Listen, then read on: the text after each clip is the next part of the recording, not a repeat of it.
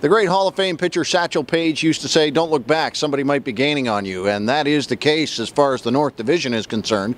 The Rochester Americans are within 4 points after 50 games of the division-leading Toronto Marlies. The Marlies 2 games this weekend, one against the San Antonio Rampage and one against the Oklahoma City Barons that will see the return of Ryan Hamilton and Will Acton to the Ricoh Coliseum. It's always great seeing those guys back here. I've been with those guys for, I think with Hammy, I've been played almost 3 years, and Will almost 3 years too. So it's been great. We went to the finals together and share a lot of good memories, and it's always great seeing those guys again. How tough is it to get on the ice against those guys?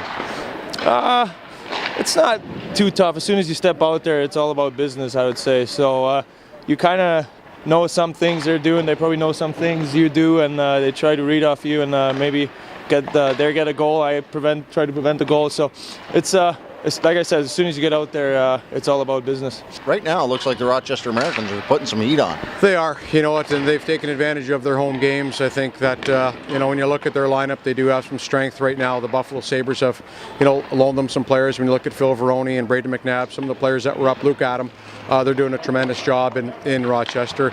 Phil Veroni, every time I see an overtime game, it seems that he's scored in overtime. So they're getting it done. Credit to them, and now we have to make sure we continue to take care of ourselves here, and that's try to keep that lead. Everybody seems to be battling for a playoff spot that you're going to face here over the next month and a half.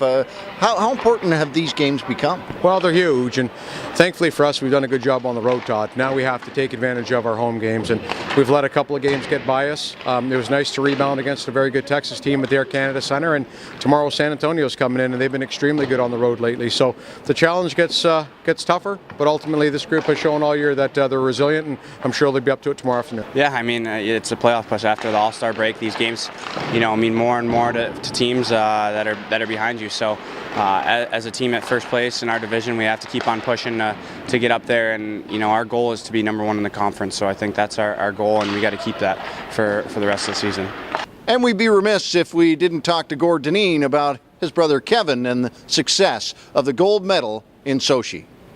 I sent him an email. Communication hasn't been great over there as far as ease of cell phones or anything like that, but we've been going back and forth with the emails, and he sent me one there this morning actually, and just said that he was walking around the village, and I think he finally took a breath. He'd been full on for basically the 2 months that he was there, and certainly the two weeks of the Olympics up to that point. And he said he was just walking around the village. He said he was by himself because the girls had definitely celebrated their victory quite well there last night. So he didn't see any of them around, but he was really enjoying it.